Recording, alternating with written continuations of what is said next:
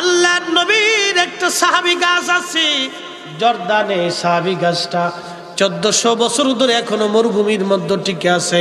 তার 30 মাইল ডানে এবং 30 মাইল বামে, 30 মাইল সামনে 30 মাইল পিছনে বিরাট শুধু মরু আর মরু, শুধু মরু আর মরু। এর ভিতরে কোনো গাছ নাই, তরু নাই, লতা নাই, নদী নাই, খাল নাই, বিল নাই, পানি নাই, কিন্তু একটা গাছ মরুভূমির মধ্যে 1400 বছর ধরে দাঁড়িয়ে আছে। এই গাছের নাম সাহাবী গাছ। এই গাছের নিচে কে পানি দিল? যিনি পানি দিচ্ছেন সেই মালিকের নাম কি? আচ্ছা, রায়পুরের মুসলমান আজকে বলে দিয়ে যাই, সারা জীবনের জন্য মনে রাখবেন, আপনারা যেই মালিক একটা গাছকে 1400 বছর ধরে অদৃশ্যভাবে পানি দিয়ে বাঁচায় রাখতে পারে, সে আল্লাহ আপনার আমার জন্য রিজিকের ফয়সালা করে কি করে না? তারপরে দেশের মানুষ সুদ খাবে, ঘুষ খাবে, অন্যায় করবে, অন্য মানুষের সম্পদ মেরে খাওয়ার ধান্দা। অনেকে টাকা বিদেশের নাম নিয়ে টাকা নিয়ে গেছে আর ফেরত দেয় না। একটু দুরূদ পড়ে আল্লাহুম্মা সাল্লি আলা সাইয়্যিদিনা মাওলানা মুহাম্মদ ওয়ালা আলি বসেন সাইয়্যিদিনা মাওলানা মুহাম্মদ। নবীর ইশকে যারো দিল ভাই এ ভুবনে কাঁদে না, রোজ হাসরে ভাইজান তারা নবীজির দেখা পাবে না। আল্লাহুম্মা সাল্লি আলা সাইয়্যিদিনা মাওলানা মুহাম্মদ ওয়ালা আলি সাইয়্যিদিনা।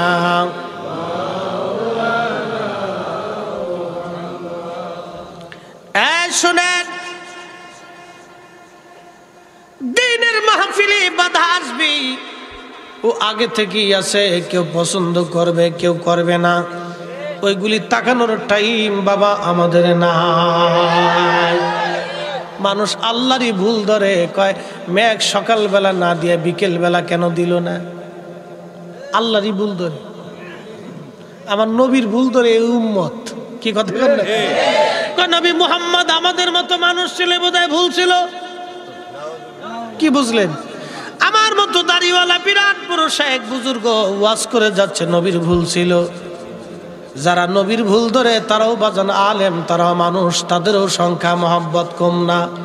হাজার হাজার তাদের অনুসারী আছে, তারাও নবী মুহাম্মাদের ভুল ধরে ফেলে। আমাদের ভুল ধরবে, এটাই স্বাভাবিক। ওয়াজ হবে আমার 2 ঘন্টা। আপনাদেরকে যদি আমি বিভিন্ন বিষয়ে ওয়াজ না শোনাই, তাহলে বাজান আপনারা বুঝবেন না। ওয়াজ মানে এটা না খালি আমি আপনাকে ধর্মের কাহিনী শোনাই যাব। ওয়াজ অর্থ হচ্ছে আমি আপনাকে শিখাই দিয়ে যাব, এটা ক্লাসের জায়গা।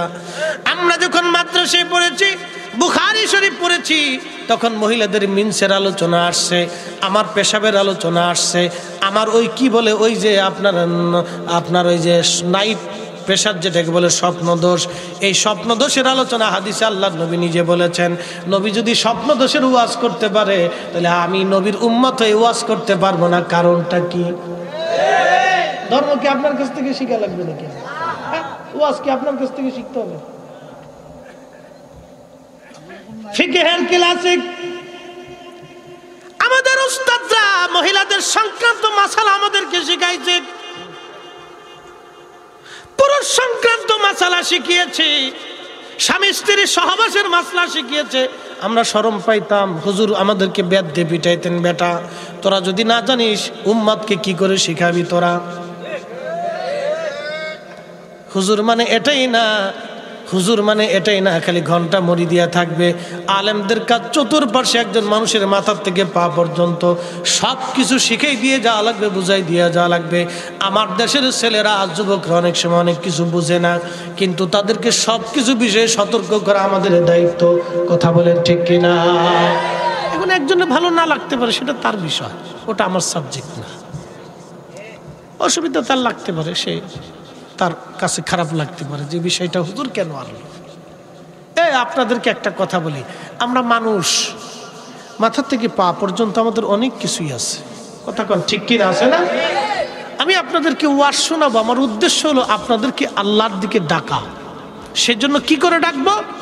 আল্লাহর কোরআন আল্লাহ নিজে বলতেছেন, উদউ ইলা সাবিলি রাব্বিকা বিল হিকমাতি ওয়াল মাউইজাতিল হাসানা। তুমি মানুষকে আল্লাহর দিকে ডাকবা, প্রথম কাজ হলো হিকমতের সাথে ডাকবা। হিকমত দিয়া, প্রজ্ঞা দিয়া, মেধা দিয়া, জ্ঞান দিয়া, আকল দিয়া তুমি মানুষকে আল্লাহর দিকে ডাকবা। তারপরে ওয়াল হাসানা, সুন্দর শব্দ দিয়ে ডাকবা, ভালোবাসা দিয়ে ডাকবা, উত্তম কথা দিয়ে ডাকবা। আল্লাহর আইনের বাহির আমরা যাই না, আল্লাহর আইনের ভিতরেই আছি। খুব মনোযোগ দিয়ে ওয়াজের মজলিসে হুজুর যদি আপনাদেরকে মহিলা সংক্রান্ত মাসালা শেখান, আপনার লজ্জা পাওয়া যাবে না, মা বোনদেরও লজ্জা পাওয়া যাবে না, কারণ এগুলো রাসূলুল্লাহর হাদিস। আরে আম্মা জান আল্লাহ রসুলের কাছে হযরত আলী যায় বলতেছেন, ইয়া রাসূলুল্লাহ, ইয়া হাবিব আল্লাহ, ইয়া নবী আল্লাহ, আমার পুরুষ তো আমি উত্তেজিত হওয়ার সময় আমার মজি বের হয়, পানি বের হয়, নবী গো আমি এখন কি করব? অজু করব না গোসল করব? আমার দিকে তাকান, লজ্জা করবেন না, এটা রাসূলুল্লাহর হাদিস। কেউ বেজার হোক না, লাভ দিক না ফাল দিক, ফালতু কথা বলুক না ফালতু কথা, ও ছাতা দেয়, আমার টাইম নেই। আমার দিকে তাকান, আলীকে নবীজির জামাতা, ফাতেমার স্বামী, জামাই দিয়ে শ্বশুরের কাছে মাসলা জিজ্ঞেস চাই। জামাইয়ের শরম লাগলো না, শ্বশুর উত্তর দিল শরম লাগলো না, আর আপনার শরম লেগে গেছে। কি কথা কন না, ধর্ম শিখাবার হচ্ছে আমাকে।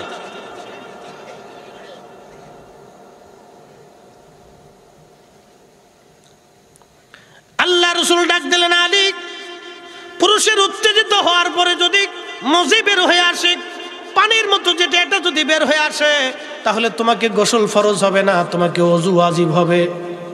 এই মাসালা জীবনে অনেকেই জানতেন না, আজকে শিখে যান। কি কথা কন না কেন? রসুল যদি শিখাইতে পারে তার জামাইকে, তাহলে আমি কেন আপনাকে শিখাইতে পারবো না?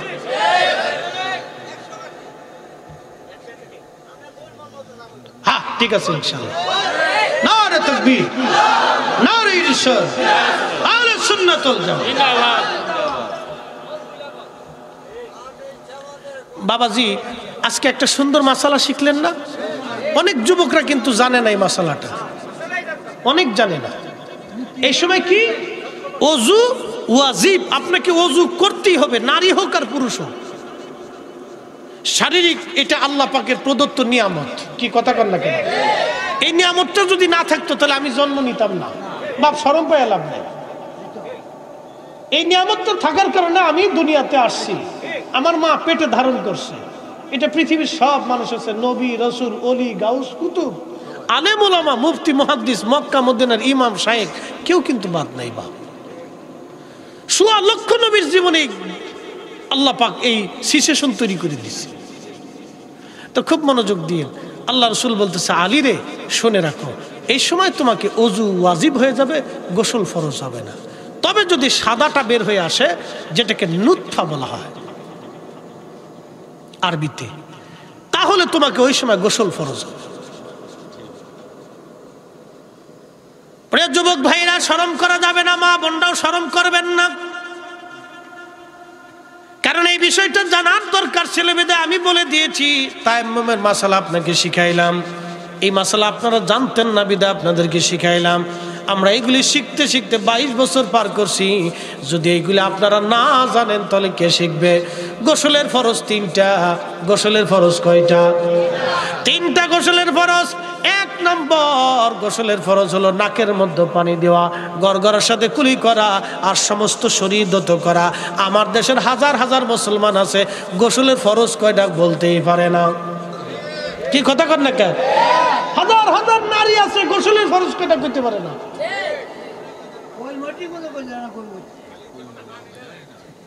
না, পানি ডাল লইতো না বন্ধু। গোসলের ফরজ কয়টা? 3টা। 1 নম্বর গড়গড়ার সাথে কুলি করা, নাকে পানি দেওয়া, ভিতরে প্রবেশ করানো। তবে রমজান মাসে দিনের বেলা হবে না, রমজান মাসের দিনের বেলায় গড়গড়া করা যাবে না, নাকের একবারে ভিতরে পানি ঢুকানো যাবে না, হালকার উপর থেকে যেয়ে আসতে হবে। আর রমজান দিনের বেলা সুবে সাদিক থেকে সূর্যাস্ত পর্যন্ত কুলি করা লাগবে, সমস্ত শরীর ধৌত করা, যেন চুল পরিমাণ বাকি না থাকে। একবার জোরে বলা যাবে কি মারহাবা?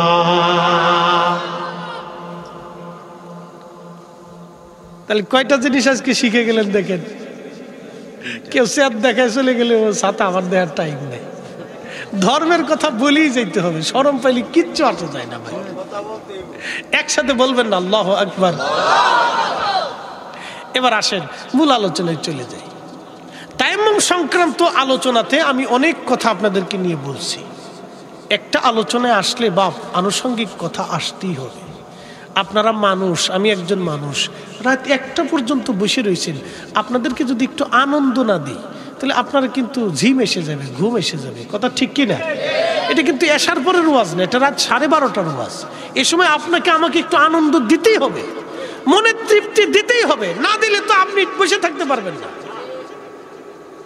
এই মনের তৃপ্তি দেওয়ার জন্য আপনাদের মাঝে মধ্যে আমরা কিছু মস্করা করি, একটু হাসাই, যাতে আপনার অন্তরের প্রশান্তি লাগে। আরে আল্লাহ রসুল নিজে সাহাবা ইকরামকে হাসাইছে। একসাথে বলবেন না মারহাবা? হযরত আলী রাসূল করিম খানা খাচ্ছিলেন। খানা খাওয়ার সময় আল্লাহর নবী খেজুর খাচ্ছেন, আর খেজুরের বিচি হযরত আলীর কাছে রাখতেছে। সুবহানাল্লাহ। জামাই শ্বশুর কি? জামাই শ্বশুর খেজুর হযরত আলীর কাছে রাখতেছে। আল্লাহর নবী খেজুর খায় আর খেজুরের বিচি আলীর কাছে রাখে। কিন্তু সবাই চিন্তা করে ব্যাপার কি, নবী খেজুর খায়, খেজুর আলীর সামনে দেয় কে? বিচি আলীর সামনে দেয় কে? খাওয়া শেষ হয়ে যাওয়ার পর আল্লাহর নবী বললেন, বলো তো তোমরা কে আজকে খেজুর বেশি খাইছে? সাহাবীরাকে আল্লাহ ইয়া রাসূলুল্লাহ কেমনে বিচার করব? কয় খুঁজে দেখো, যার সামনে বেশি খেজুরের বিচি আছে সেই বেশি খাইছে। বুঝতে পারছেন? আল্লাহর নবী নিজে সাহাবীদেরকে আনন্দ দিছে। তাহলে আমরা কেন ওয়াজে আপনারা আনন্দ দিতে পারবো না? কারণটা কি? হ্যাঁ, এত বড় বুজুর্গ হইছেন কেমনে?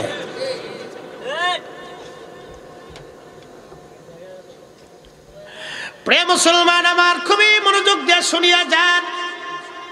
মুহাম্মদ ইবনে সুলাইমান জাজুলি রাহমাতুল্লাহি আলাইহি বলতেছেন, দুনিয়ার মানুষে আমি চলে গেলাম, হায় হায় আমি চলে গেলাম সেই জঙ্গলের মধ্যে। যাইয়া দেখি, জঙ্গলের মধ্যে যাইয়া দেখলাম একটা সুন্দর করে ঘর আছে। ঘরের পাশে দাঁড়ায় ডাক দিলাম, কেউ আসো, দরজা খোলো। আমি মুহাম্মদ ইবনে সুলাইমান জাজুলি, আমি ওযু করব, নামাজ পড়ব, দয়া করে তাড়াতাড়ি করে তুমি দরজা খুলে আমার জন্য পানির ব্যবস্থা। দরজাও খুললো না, ভিতর থেকে কোনো সারা শব্দ আসলো না। মুহাম্মদ ইবনে সুলাইমান জাজুলি রাহমাতুল্লাহি আলাইহি বলতেছেন, এরপরে আমি দৌড়ায় গেলাম, যা দেখি জঙ্গলের মধ্যে একটা কুয়া আছে। কুয়ার মধ্যে পানি আছে, কিন্তু পানি উঠানোর মতো কোনো দড়ি মশক নাই। চিন্তায় পড়ে গেলাম আমি, দড়িও নাই, মশক নাই, কি করে আমি কুয়ার ভিতর থেকে পানি উঠাবো? সুলাইমান জাজুলি রাহমাতুল্লাহি আলাইহি বলেন, আমি দৌড়াদৌড়ি শুরু করলাম। দৌড়াচ্ছি আমি দৌড়াই, কিন্তু দড়িও নাই, মশকও নাই।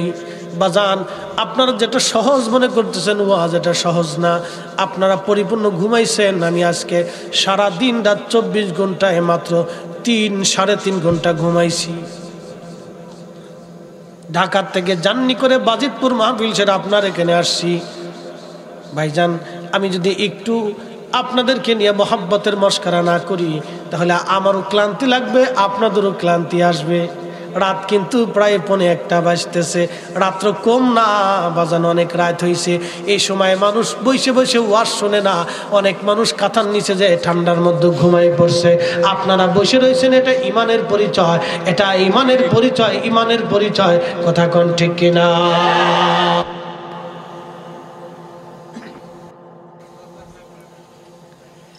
ইমানের পরিচয় বসে থাকা, ধৈর্যের পরিচয় ধৈর্য। আল্লাহর কোরআন বলে, ইন্নাল্লাহা মা'আস সাবিরিন।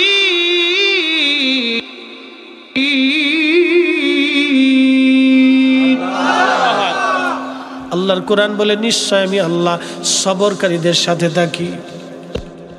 শিলদের পক্ষে থাকি আমি। মনোযোগ দিয়েন। হযরত সুলাইমান জাসুলি রাহমাতুল্লাহি আলাইহি বলতেছেন, ও দুনিয়ার মানুষ, আমি চলে গেলাম জঙ্গলের মধ্যে, দড়িও নাই, মশক নাই, কি করে পানি উঠাবো? চিন্তার মধ্যে পড়ে গেলাম।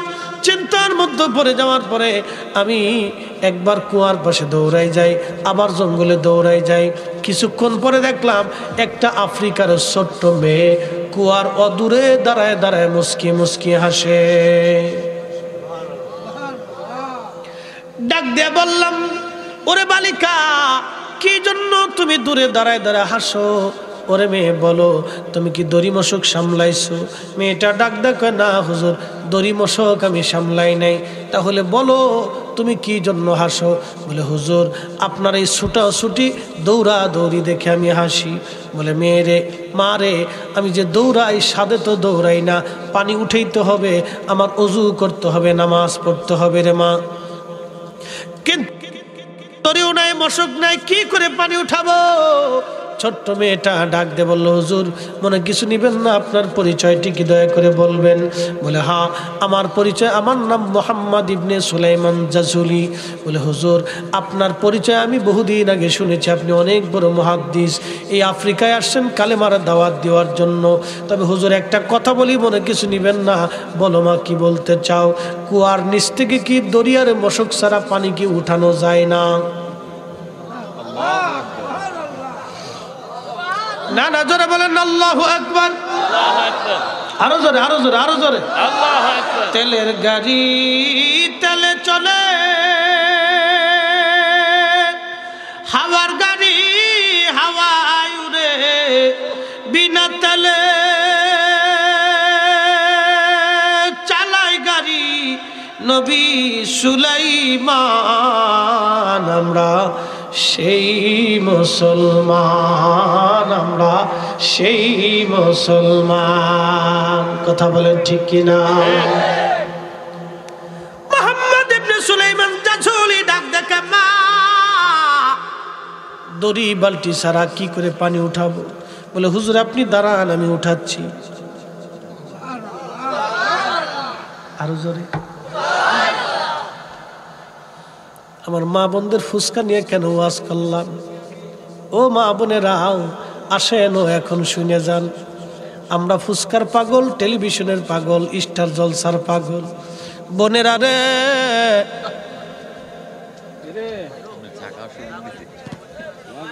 আচ্ছা আচ্ছা, ওই বই এইটু যান্ত্রিক অসুবিধা হইতে পারে। ও মা বোনেরা, আপনারা শুনে যান। আপনাদেরকে নিয়ে কেন মস্করা করি? সেই দিনের মা আর আজকের মা এক মা না, সেই দিনের বোন আর আজকের বোন এক বোন না। কথা কর। যুবকরা, আপনাদেরকে মাসালা বলে দিয়ে যায়। আজকে আমার মায়েরা গর্ভবতী হয় কি হয় না? আমরা মায়ের পেটের মধ্যে ছিলাম। আগের যুগের মুরব্বীরা শুনে যাবেন, আপনারা তো নিজেরাই সাক্ষী। আগের মায়েরা গর্ভবতী হইলে দাদি নারীরা তারা নামাজ পড়াইতো, তারা রোজা করাইতো, জিকির করাইতো, কোরআন শরীফ পড়াইতো, আর বলতো, বেটি বাজবা কি বাজবা না কোনো গ্যারান্টি নাই, আল্লাহর কাছে কান্নাকাটি করো, আল্লাহ যাতে সহি সালামতের ব্যবস্থা করে দেয়। কি কথা কন ঠিক কিনা? এখনকার বেটিরা পেটে বাচ্চা নিয়ে সারা রাত স্টার জলসা, নাচানাচি, লাফালাফি, নাটক, সিনেমা দেখে।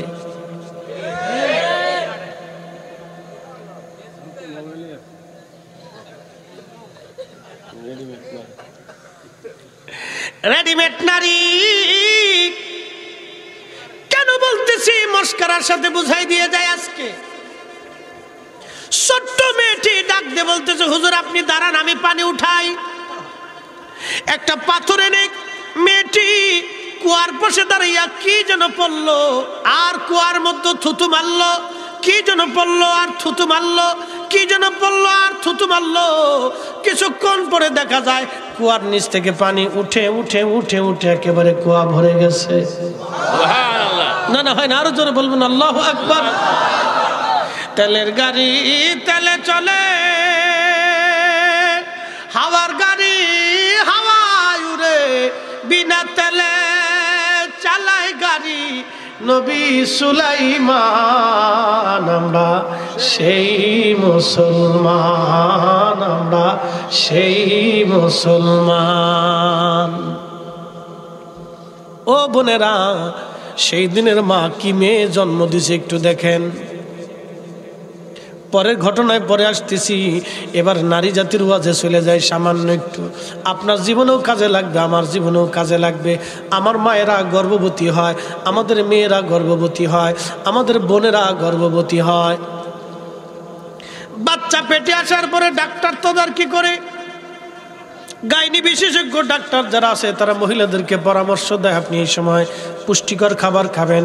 তারা আয়রন ট্যাবলেট দেয়, বিভিন্ন আপনার ভিটামিন ট্যাবলেট দিয়ে দেয়, আর বলে দেয় কাঁচা কাঁচা সবজি খাবেন, ফল ফ্রুট বেশি খাবেন, ছোট মাছটার শাক সবজি বেশি খাবেন।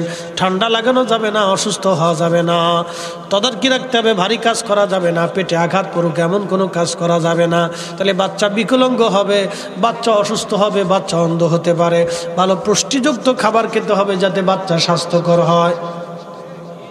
কথা খারাপ বেশি আমি, এটা আমাদের তদারকি করার সবার জন্য দায়িত্ব।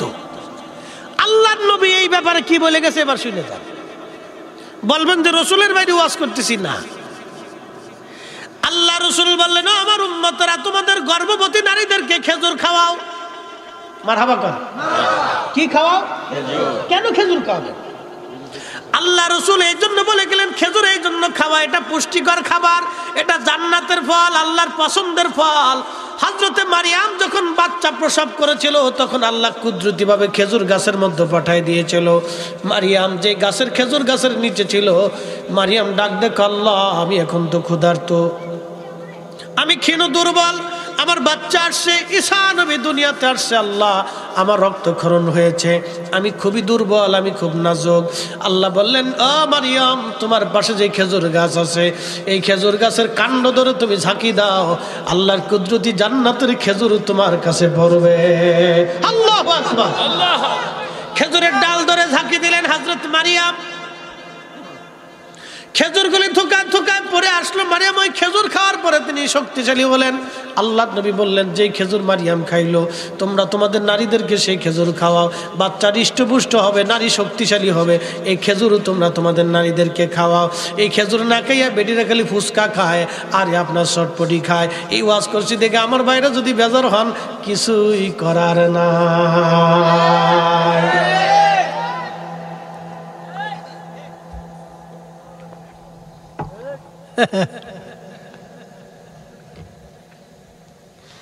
আমার মা বান্দারা তো শিখে দেওয়ার দরকার।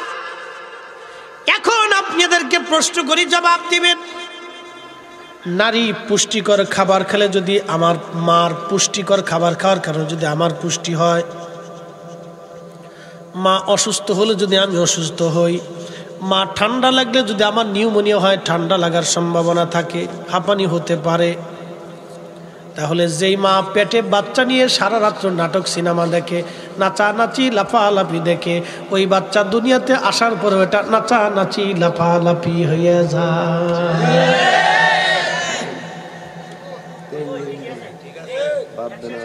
কি কথা কন না কা? আমি যদি যুক্তির বাইরে বলি যে হুজুর যুক্তির বাইরে কইছেন, তাহলে কন আপনি। এটা শিখতে হবে আমাদেরকে। আমাদের নারীদের ওই সময় উচিত কি? কোরআন তেলাওয়াত করা, তাহাজ্জুদ পড়া, নামাজ পড়া, জিকির করা, হক হালাল খাবার খাওয়া, সুন্দর কথা বলা, সুস্থ মস্তিষ্কে থাকা, তাহলে আমাদের এই বাচ্চাগুলি সুস্থ হবে।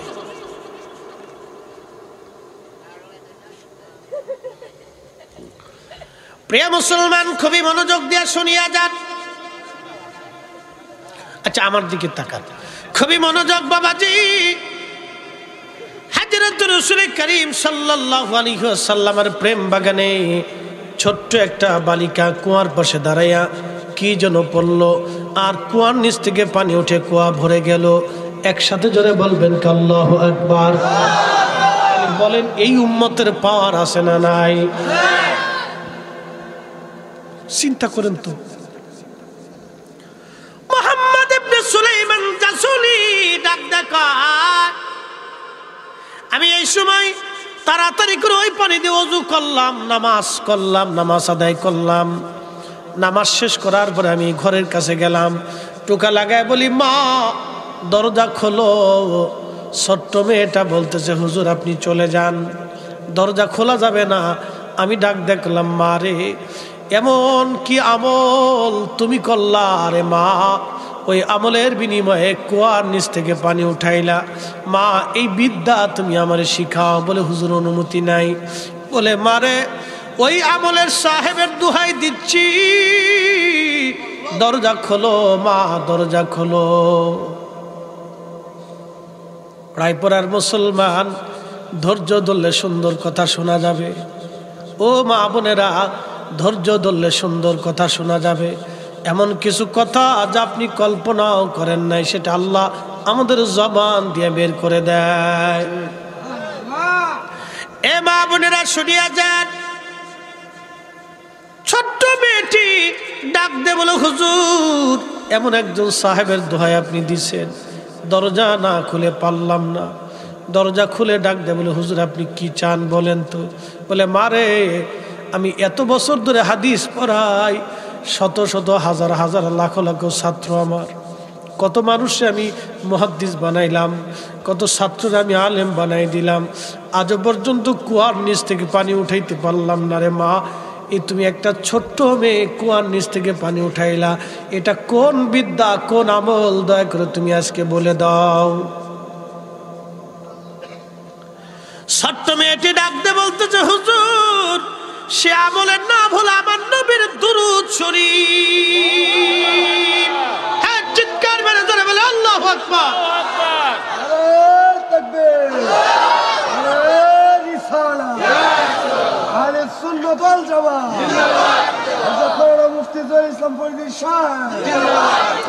প্রশ্ন করে জবাব দিবেন, জমিন কার? আসমান কার? আইন চলবে কার? বিধান চলবে কার? আল্লাহর জমিনে। আল্লাহর জমিনে নারে তাকবীর আল্লাহু আকবার স্লোগানের পরে আমার নবীর স্লোগান, রিসালাতের স্লোগান চলবে চলবে চলবে। কথা বলেন ঠিক কি? ঠিক। নবীর দুরূদ এই জমিনে চলবে। এই জোরে বলেন, জোরে বলেন, জোরে বলেন, জোরে বলেন, হাত উঠে করে বলেন চলবে নি, চলবে নি।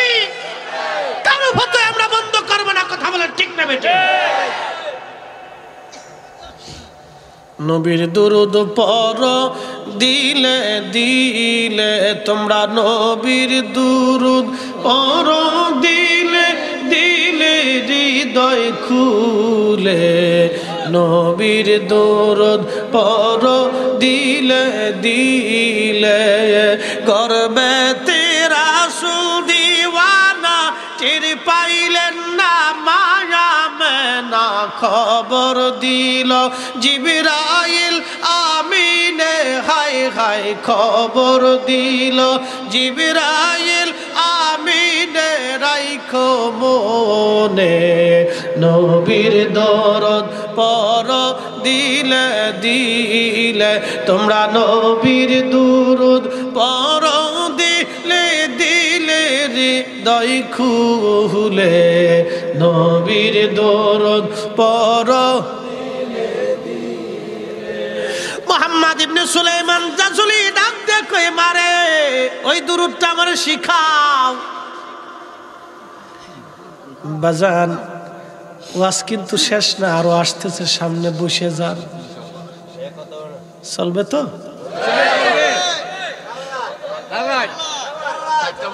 হ্যাঁ সারা রাত্র?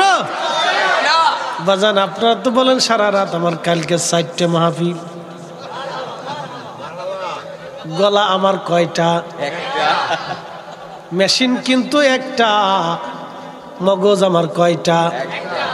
আল্লাহর দয়া ছাড়া কিন্তু বাবা সম্ভব না। মদিনাওয়ালার নেক তাওয়াজ্জু ছাড়া, আল্লাহর ওলিদের দোয়া ছাড়া সম্ভব না।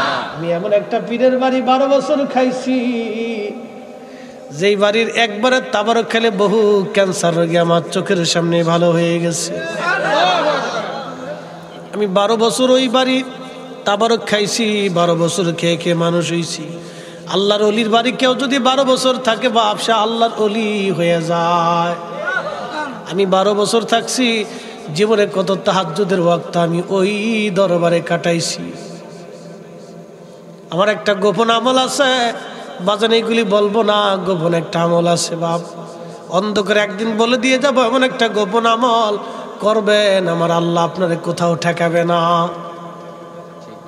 এদেশে সব হুজুরে ডাকাতি ধরছে, আমরা আজ পর্যন্ত ধরেনি। আল্লাহু আকবার কর। সব বক্তরে ধরছে, কেউ বাদ গেছে না। ও তাহির হিসেবে ধরা পড়ছে, কিন্তু আমার আজ পর্যন্ত ধরে নেই। আমার 5 মিনিট আগে হয়েছে, 2 মিনিট পরে হয়েছে। না পারছে না, টার্গেট করছে, পারে নাই। আমার চোখের সামনে দাঁড়ায় রয়েছে, ধরতে পারেনি, চলে গেছি। এটা আল্লাহর দয়া। কি কথা ঠিক কিনা? তো খুব মনোযোগ দিয়েন। আপনাদের কাজ বলে দিয়ে যেই মা, এ মা বোনেরা আপনারা শুনেন, কেন আপনাদের প্রতি আমি বেশি করে নসিহত আজকে দিলাম? এজন্যই দিলাম, আমার মায়ের জাত যদি ভালো হয়ে যায়, আমাদের ছেলে পেলেরা ভালো। এই দেখেন বাচ্চারা বসে রয়েছে এক পোশাক আছে না, ওরা এক পোশাকে আছে না? এই ছেলেগুলি বসে রয়েছে, বাচ্চারা বসে রয়েছে, ওদের মতো হাজার হাজার বাচ্চা কিন্তু ঘরের মধ্যে ঘুমায় রয়েছে। ওদের মতো বাচ্চারা সুস্কা ফুসকা লুস্কা মুস্কা খেয়ে বাড়ি চলে গেছে। হ্যাঁ, কি কথা কর না কেন?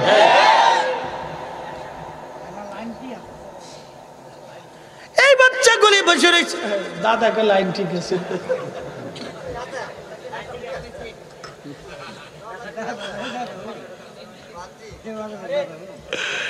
ছোট্ট বেটি ডাক দে বলে, হুজুর নবীর দুরূদ সুলাইমান জাসুলি ডাক দে কামারে, এই দুরূদটা কি আমারে বলো।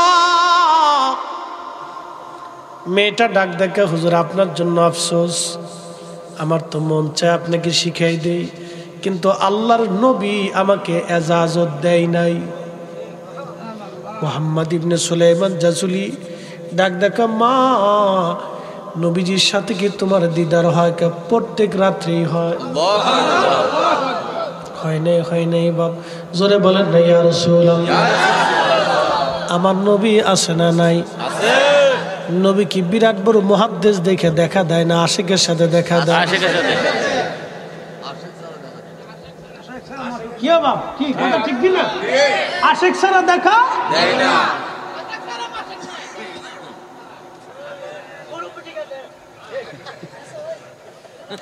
নবীর প্রেমিকেরা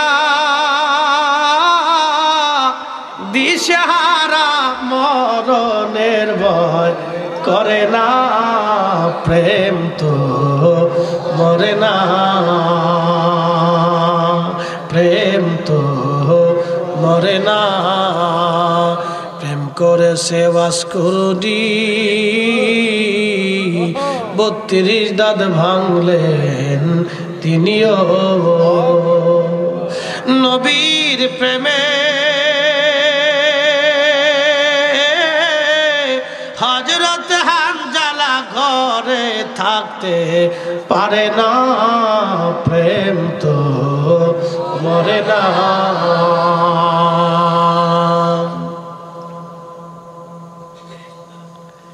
এত বড় মুহাদ্দিস নবী দেখে নাই। ছোট্ট মেয়েটি ডাক দেখে, হুজুর প্রত্যেক রাত্রিবেলা নবীজির সঙ্গে আমার কথা হয়। আমার নবী আমার এই কুড়ে ঘরের মধ্যে এইখানে আসে। বলে, মারে বলো কি, রহমতের নবীর সাথে তোমার দিদার হয়? এত বছর হাদিস পড়াইলাম, একটা দিনও নবী পাইলাম না। আশেক ছাড়া নবীর কদম পাওয়া যাবে না রে বাপ, আশেক হওয়া লাগবে, বড় আশিক। এশকে রসুলে কত সাহাবী দিদারে রসুল নসিব হয়েছে, কত অলিরা দিদারে রসুল নসিব হয়ে গেছে, শুধু নবীর এশকের কারণে, ভালোবাসার কারণে। একটা ঘটনা না বললেই নয়, বলবো আপনাদেরকে, বলবো না কষ্ট হয়। বন্ধু দিলটা নরম করে দেন। ভারতের একটা ডাকাত ছিল, ডাকাতের নাম আব্দুর রহমান ডাকাত। বাজানো আব্দুর রহমান ডাকাত ছিল খুব মারাত্মক।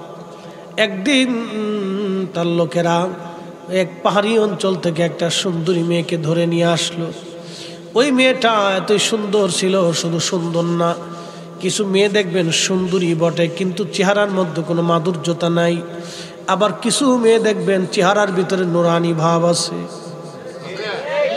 আছে না ভাই? কিছু মেয়েদের চেহারার ভিতরে নুরানি ভাব আছে, এরা নামাজ পড়ে, রোজা করে, হক হালাল মতো চলে, পর্দা পুশিদা করে, এদের চেহারায় আল্লাহ নুরানি ভাব দিয়ে দেয়।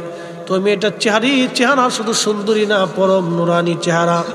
ডাকাত দল ধরে নিয়ে আসছে, তার সম্পদ ইজ্জত লুণ্ঠন করবে। তখন মেয়েটা কেঁদে কেঁদে বলল, মেয়ে আওলাদের রসুল, আমি নবীর বংশধর, তোমরা আমার ইজ্জত লুণ্ঠন করিও না, আমার সম্মান তোমরা নষ্ট করো না। ডাকাত দলের যিনি প্রধান, তার নাম আব্দুর রহমান। কলিজার ভিতরে আব্দুর রহমানের কলিজার মধ্যে আঘাত লেগে গেল। আব্দুর রহমান কলিজার মধ্যে আঘাত লেগে গেল, শব্দটা কলিজার মধ্যে বিঁধে গেল। বসে বসে চিন্তা করে, হায় হায়, জীবনে কত মানুষ আমি খুন করলাম, কত মানুষের সম্পদ লুণ্ঠন করলাম, কত মায়ের কোল খালি করলাম, কত সন্তান এতিম বানাইলাম। আজকে আমার নবীর একজন আওলাদ, নবীর বংশধর, রসুলের আওলাদ, একটা মেয়ের ইজ্জত লুণ্ঠন হবে, আর আমি আব্দুর রহমান আমার চোখের সামনে হবে, তা হবে না। আমি জীবন দিব, দুনিয়াতে কোনোদিন ভালো কাজ করি না, আজকে একটা ভালো কাজ করব, আমার জীবন যাবে রে, নবীর বংশধরের সম্মান আমি নষ্ট করব না। চিৎকার মেরে জোরে বলেন না ইয়া রাসূলুল্লাহ।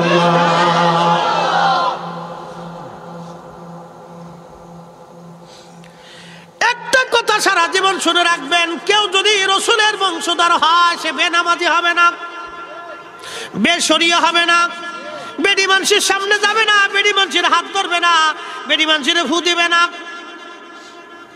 কথা কন না কেন? মনে রেখেন, উচিত কথায় ময় বেজার, গরম ভাতে বিলাই বেজার, ডাইল ভাতে কুটুম বেজার। ফরিদি সাহেব যা বলবে ডাইরেক্ট অ্যাকশন, বাকি ঝুঁকি নাই। মানলে তাল গাছ, না মানলে আপনার ইচ্ছা, বুঝলে বুঝপাতা, না হলে ভাই তেজপাতা। কি কথা কন না কেন?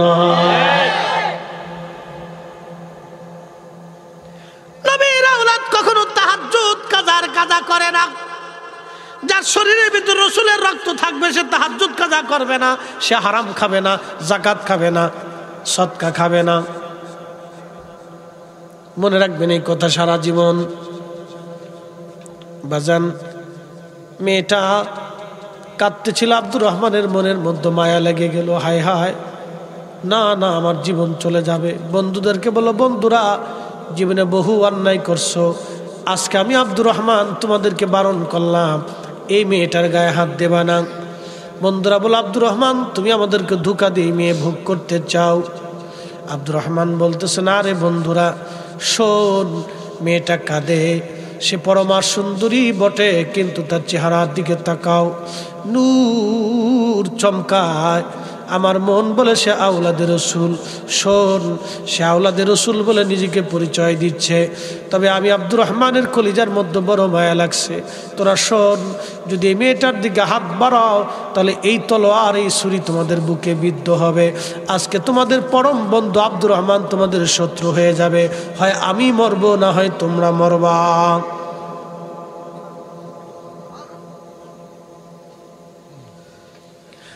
আমি মরবো না, তোরা মরবি। বন্ধুরা, আব্দুর রহমান থেকে তোকে ছাড়া যাবে না। এতদিনের বন্ধুত্ব একটা মেয়ের জন্য নষ্ট করবি বলে না, শুধু মেয়ে না, তিনি নবীর আওলাদ, আজকে তার ইজ্জত লুণ্ঠন আমি করতে দেব না। আব্দুর রহমান একা, ওরা চারজন ছিল, লড়াই শুরু হয়ে গেল। আব্দুর রহমান জীবনের মায়া করে নাই, বন্ধুদের দুইজনকে হত্যা করলো, বাকি দুইজন পালায়া পুলিশ নিয়ে আসলো। আব্দুর রহমানকে পুলিশটা ধরে নিয়ে গেল ব্রিটিশ আমল। ব্রিটিশ আমলের পুলিশ, দিল্লির সবচেয়ে বড় সন্ত্রাসী ডাকাত ধরা পড়েছে। দুর্দর্শ ডাকাত ছিল আব্দুর রহমান। দিল্লির ইতিহাসে এরকম কোন ডাকাত কোনোদিন জন্ম হয় নাই, এতই দুর্দর্শ ছিল সে। পুলিশ তাকে ধরে ফেললো। পুলিশকে আব্দুর রহমান ডাক ডাকা, পুলিশ, তোমরা আমাকে ধরে নিয়ে যাবে, আমি জানি বহু বছর আমাকে খুঁজতেছো ধরার জন্য, তাও আমি জানি, তবে শোনো, আজকে আমি ধরাও দিলাম, সারেন্ডারও করলাম, কিন্তু দারোগা, তোমার কাছে আমার একটা ছোট্ট আবদার, এই যে মেয়েটার জন্য আমি 2 বন্ধুকে আজকে হত্যা করলাম, আমার বন্ধুত্বের জীবন অবসান করলাম, সন্ত্রাসীর জীবন আমি অবসান করলাম, এই মেয়েটার রসুলের আওলাদ, আমাদের নবীর পরিবার, আমি তাকে তার বাবা মার কোলে একটু ফিরাই দিয়ে আসতে চাই, তোমরা আমাকে সাহায্য করো, তোমাদের গাড়ি নিয়ে আমাকে নিয়ে চলো। পুলিশ বলল আচ্ছা ঠিক আছে চলো। নিয়ে যা হলো পাহাড়ি অঞ্চল, যায় দেখে একটা বৃদ্ধ মানুষ তখনও সেজদার মধ্যে পড়ে আছে।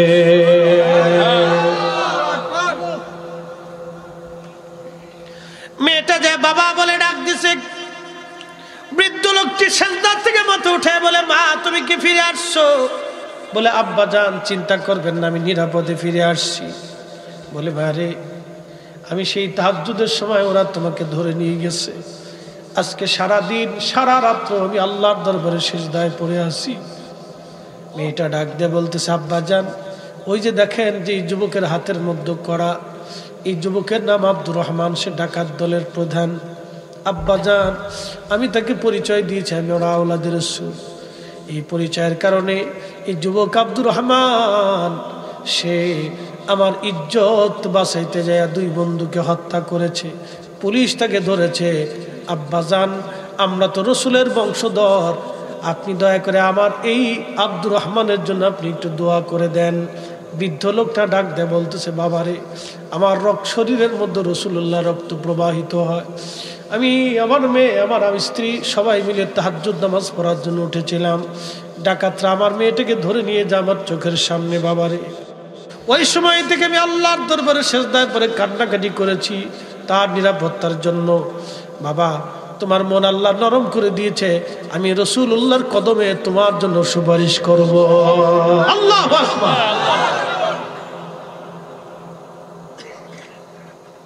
আওলাদ রাসূল কারে কয় বুঝে যায়,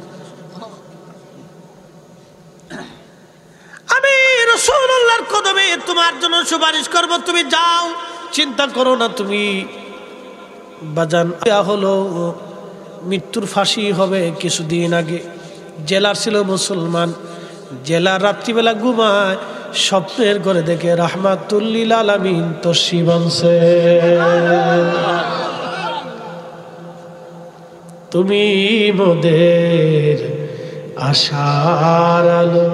কষ্ট হয়, ঘুমাইছে, তাহলে হাত উঁচা করে বলো তো আল্লাহু আকবার, আল্লাহু আকবার, নারে রিসালাত।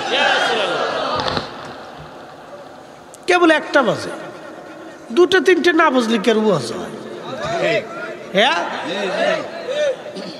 তোর ঘুমাইছে, তুই শুকলা লইছি কে? এমনি হয়েছে? আচ্ছা ঠিক আছে। আল্লাহ বাজান রে, খুবই মনোযোগ দিয়ে শুনে যান মা বোনেরা। জেলার কে নবীজি স্বপ্ন দেখায়, জেলার বলতেছি ইয়া রাসূলুল্লাহ, নালায়েকের ঘরে আপনি আসছেন। বলে জেলার, তোমার কাছে আসছি, এই যে চেহারা দেখো, এই ছেলেটার নাম আব্দুর রহমান, সে দিল্লির বড় সন্ত্রাস।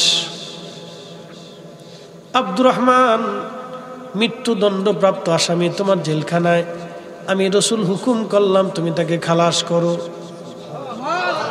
আমি নবী তাকে কবুল করে নিছি। স্বপ্ন শেষ। সহিহ বুখারী কিতাবুর রুইয়া, আল্লাহর নবী বলেন মান রাআনি ফিল মানামি ফাকাত রাআল হক, যে স্বপ্নে নবী দেখলো সে বাস্তবেই নবী দেখলো। সুবহানাল্লাহ। তার মানে কি বোঝা গেল? নবী আছে না নাই? আছে। দাদু আসেনি? না থাকলে স্বপ্নে কেমনে দেখায়? কি কথা কর না কেন? নবী আছে, নবীর জায়গা নবী আছে, উম্মতের চোখের জায়গা চোখ নাই।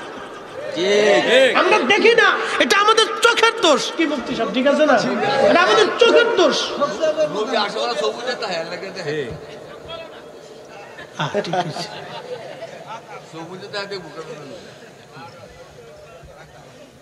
ঠিক আছে।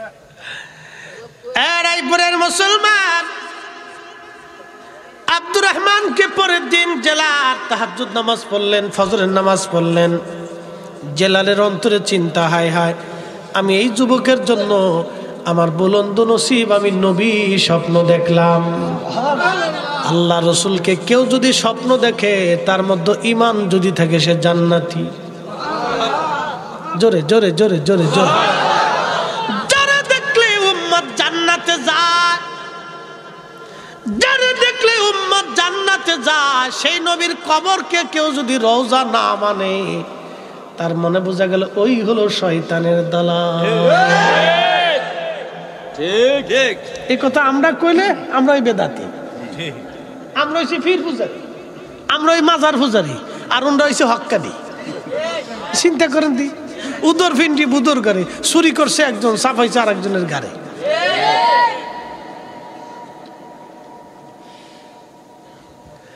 মনোযোগ দিয়ে শুনিয়া যান। আব্দুর রহমান জেলার সকালবেলা 10টায় অফিস আসার পরে তার যারা নিম্ন, একজন তো জেলার যিনি প্রধান, তিনি অন্য অফিসারদেরকে বললেন, যা মৃত্যুদণ্ড প্রাপ্ত একজন আসামি আছে আব্দুর রহমান, ডেকে নিয়ে আসো। ডেকে আনা হলো। জেলার চেয়ারের মধ্যে বসা তার আসনে আব্দুর রহমানকে দেখার সঙ্গে সঙ্গে জেলার দাঁড়ায় গেল। দাঁড়ায় যাইয়া তার চেয়ারটা ছেড়ে দিয়ে বলল, আব্দুর রহমান তুমি চেয়ারে বসো। আব্দুর রহমান বলে, জেলার বলেন কি? আপনার চেয়ারে আমি বসবো কেন? আপনার চেয়ারে আপনি বসেন, আমি আপনার আসামি। বলেন, আরে আব্দুর রহমান তুমি আসামি না, তোমার জন্য আমি রহমতের নবীর দিদার আমার নসিব হইছে। তুমি এই চেয়ারে বসবা, আমি দাঁড়ায় থাকবো। আব্দুর রহমান আজকে বলে যাও, আল্লাহ রসুল তোমাকে খালাস করে দিতে আমাকে হুকুম প্রদান করলো, তুমি জীবনে কি আমল করছো?